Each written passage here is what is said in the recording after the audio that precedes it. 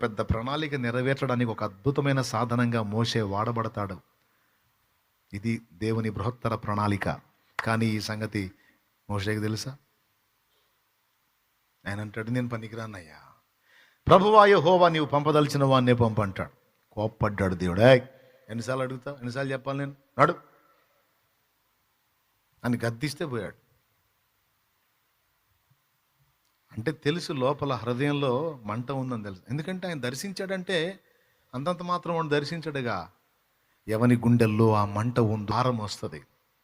వచ్చినప్పుడు ఇక నిన్ను ఆపటం ఎవరి వల్ల కాదు.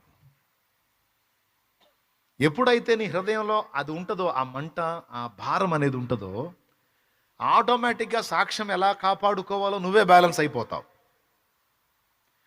అర్థమైందా? ఉపదేశం ఎలా చేయాలో, ఎలా చేస్తే ప్రజలకు అర్థమైద్దో, ఎలా మాట్లాడకూడదో, ఎలా మాట్లాడాలో నీలో ఉన్న తపనను బట్టి నువ్వే బ్యాలెన్స్ అయిపోతావు. ప్రార్థనా జీవితం, వాక్య ధ్యానం, పవిత్ర జీవితం, మోకాళ్ళ అనుభవం, సువార్త పరిచర్య మొదలైనవని నీకు ఎవ్వడు చెప్పాల్సిన అవసరం, ఆటోమేటిక్గా పరిగెత్తుతూ ఉంటావు ఈ తపనతోనే. నేను మనుషుల్లో వెతికేది కూడా అది. ఆ తపన ఎవరికి ఉందో వాళ్ళని వెతుక్కుంటూ ఉంటాను నేను. ఆ తపన లేనివాడికి నేను సోది చెప్పిన వాడికి ఎక్కదుగా. నేను చెప్పేదంతా సోది అయింది వాడికి. ఇంకా ఆపురాశానం వెళ్తాం నాయన ఎదురు వస్తుంటే అన్నట్టు ఉంటుంది. ఆ లోపల హృదయంలో మంట ఉంది చూడు, ఆ తీవ్రత ఉన్నవాడికి బల్బు వెలిగిద్దా, ఈ లక్షణాలు మనయ్యే అని.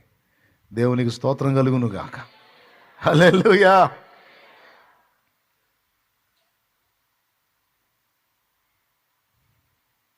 ఈ రాత్రి మనం మోకాళ్ళ మీదకి వద్దాం. మన హృదయాన్ని మనం పరిశీలించుకుందాం. ఒక విషయంలో మనం పాస్ అయ్యాం, మంచి మనస్సాక్షి న్యాయ ప్రవర్తన విషయంలో. మరి మన హృదయంలో భారం ఏంటి? మన హృదయంలో ఉన్న మంట ఇది. దేనికోసం ఉంది మన భారం? డబ్బు సంపాదన కోసం ఉందా? పేరు ప్రఖ్యాతుల కోసం ఉందా? కోరికలు తీర్చుకునే దాని విషయంలో ఉందా? సమస్యల పరిష్కారం మీద ఉందా? లేకపోతే దేవుని పని మీద ఉందా? దైవ చిత్తం మీద ఉందా? నేను ఒక మాట చెబుతున్నాను, ఏర్పాట్లో ఉన్నోళ్ళే ఈరోజు కలుస్తారు అనుకున్నా. దేవునికి స్తోత్రం. హల్లెలూయా. ఎవరు దేవుని ప్లాన్లో ఉన్నారో, ఎవరు దేవుని ప్రణాళికలో ఉన్నారో. ఎందుకంటే ఈ సందేశం నాకు ఇస్తున్నాడు దేవుడు. దీన్ని పొందుకునే దాన్ని కూడా యోగ్యుల్ని రప్పిస్తాడు దేవుడు. ఆన్లైన్లో అందుబాటులోకి వచ్చినా, ఇక్కడ కూర్చున్నా, ఆ ఏర్పాట్లో ఉన్నోళ్ళకే ఈ మాటలు దక్కుతాయని నాకు తెలుసు. ఈరోజు క్లియర్గా మీకు అందించాడు దేవుడు. ఏ భారం ఉంది నాయన నీ గుండెల్లో? ఏ ఆరాటం ఉంది? నిన్ను గురించి నువ్వేమనుకుంటున్నావు? నిన్ను గురించి నీకున్న అభిప్రాయం ఏంటి? ఇర్మియా గురించి తనకున్న అభిప్రాయం చిన్నోడు బాలుడు అని. యెషయాకి తనకున్న అభిప్రాయం అపవిత్రుడని. మోషే తన విషయంలో తనకున్న అభిప్రాయం బలహీనుణ్ణి అని. పౌలుకు తన విషయంలో తనకున్న అభిప్రాయం ఏంటో తెలుసా? రోగగ్రస్తుణ్ణి, బలహీనుడని. ప్రభు అన్నాడు, నువ్వెప్పుడు బలహీనుడువో అప్పుడే బలవంతుడు. ఎందుకంటే నువ్వు బలహీనుడు అయినప్పుడు నా శక్తి నీ మీద పరిపూర్ణమైతే, నా బలంతో నిండుతావు, అప్పుడు వెలుగుతావు ఒక వెలుగు. కాబట్టి బలహీనుడు అనుకోవద్దు. ఇప్పుడు చెప్పండి, దేవుని ముందు మన స్థితి ఏంటో మనం గుర్తుపట్టాలి, పరిశీలించుకోవాలి, వివేచించుకోవాలి, ఆయన ముందుకు రావాలి. దేవా, నా స్థితిలో, నా హృదయంలో ఆరాటం ఉంది, నీ చిత్తం నెరవేర్చాలి, నీ సంకల్పం నెరవేర్చాలి, నీ కొరకు ఫలించాలన్న ఆరాటం ఉంది. నేను చెప్తున్నా, ఆ ఆరాటం నీ దగ్గర ఉంటే, అమ్మా సెల్ ఫోన్ చూడొద్దు అని నేను చెప్పాల్సిన అవసరంలా. నువ్వు చూడవు. ఈ చూసే సరుకు అంతే, భారం లేని సరుకు, బాధ్యత లేని సరుకు. అమ్మా నువ్వు ఆ వంకర మాటలు మాట్లాడవాకమ్మా, నోరు కాసుకోమ్మా అని నేను చెప్పాల్సిన అవసరంలా. ఆ మంట ఉన్న వాళ్ళకి, ఆ భారం ఉన్న వాళ్ళకి. నేను నోరు జారితే సమాజంలో నా దేవునికి అవమానం.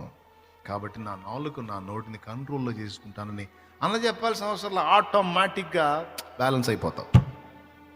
తమ్ముడా నువ్వు అట్లా విచ్చలవిడిగా ఉండకూడదు నాన్న నేను చెప్పాల్సిన అవసరంలా. అమ్మో నేను అడుగులు జారితే సాక్ష్యం ఎఫెక్ట్ అయింది, సాక్ష్యం ఎఫెక్ట్ అయితే నేను నా దేవుని కోసం ఫలించలేను. ఆత్మలు నశించిపోతున్నారు, జీవితాలు పాడైపోతున్నాయి. నన్ను ఎప్పుడు పిలుస్తాడో తెలియదు నా దేవుడు. ఆయన నన్ను పిలవక మునుపు కొంతమంది నేను రక్షించి నా ప్రభు దగ్గరికి చేరాలి, కొంతైనా నా దేవుని చిత్తం చేసి నేను నా దేవుడి దగ్గరికి చేరాలి. లేకపోతే నా సృష్టికర్త చిత్తం నెరవేర్చకపోతే, నా సృష్టికర్త ఉద్దేశాన్ని నెరవేర్చకపోతే నేను ఎందుకు పుట్టినట్టు, ఇంతకాలం ఎందుకు బతికినట్టు? నా కోసమా? నన్ను నిర్మించింది నా కోసమా, ఆయన కోసమా? ఆయన కోసం అయినప్పుడు మరి నా ద్వారా ఆయన పని ఏం జరిగింది? ఏం జరగనప్పుడు నా బ్రతుకు వృధా అయినట్టే కదా. ఛీ, అట్లాంటి బ్రతుకు బతకూడదు. నా జీవితం పట్ల దేవుని చిత్తం నెరవేర్చే చావాలి, అప్పుడే పిలుపు అందుకోవాలి. హృదయంలో ఒక భారం, హృదయంలో మంట, అది కలిగిన వారిని నా దేవుడు వెతుక్కుంటున్నాడు. తమ్ముడా ఒక్కసారి అలా వెళ్ళినాను, మోకాళ్ళ మీద లెగుస్తావా లేకపోతే పైకి లేచి నిలబడతావో నీ కంఫర్ట్ చూసుకో. మోకాళ్ళ మీద ఉండగలిగితే ఉండు, లేకపోతే పైకి లేచి నిలబడతానంటే నిలబడు, నీ ఇష్టం.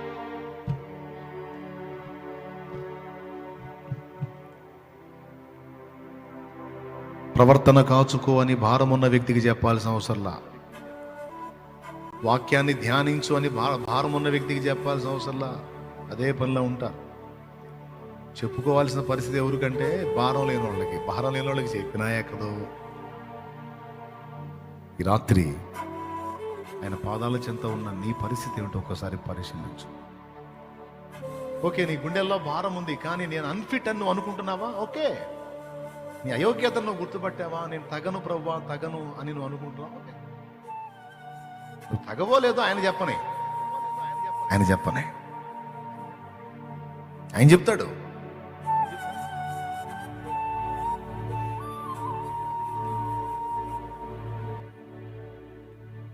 ఏం ప్రార్థన చేస్తావో చెయ్యి, విన్నదాన్ని బట్టి ఏం ప్రార్థన చేస్తావో చెయ్యి. మంచి మనస్సాక్షి కలిగిన దానివి నువ్వు, న్యాయంగా ఆలోచించే వ్యక్తివి నువ్వు. తమ్ముడా, మంచి మనస్సాక్షి కలిగిన వాడివి నువ్వు. న్యాయమైన ఆలోచన ఉంది నీకు. మరి నీ సృష్టికర్త విషయంలో నీ న్యాయం ఏంటి? నశించిపోతున్న ఆత్మల విషయంలో నీ న్యాయం ఏంటి? నీ బాధ్యతల విషయంలో నీ భారం ఏంటి? నిన్ను నువ్వు గుర్తుపట్టావు, ఓకే. దేవుడు నిన్ను పిలుస్తున్నాడు మరి ఆయన పనికి. దేవుడు రమ్మంటున్నాడు ఆయన సేవకి.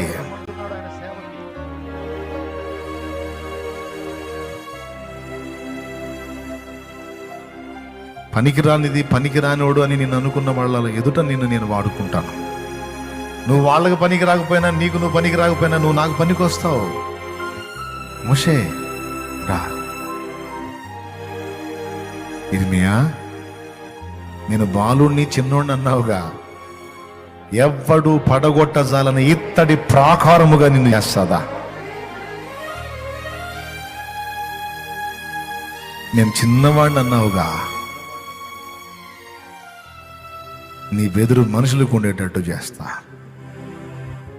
పడగొట్టుటకు, కట్టుటకు, నాటుటకు, పెళ్ళగించుటకు నిన్ను వాడుకుంటా. దర్శనం కలిగిన బిడ్డలారా, భారం కలిగిన బిడ్డలారా, దేవునికి కృతజ్ఞతలు చెల్లించండి.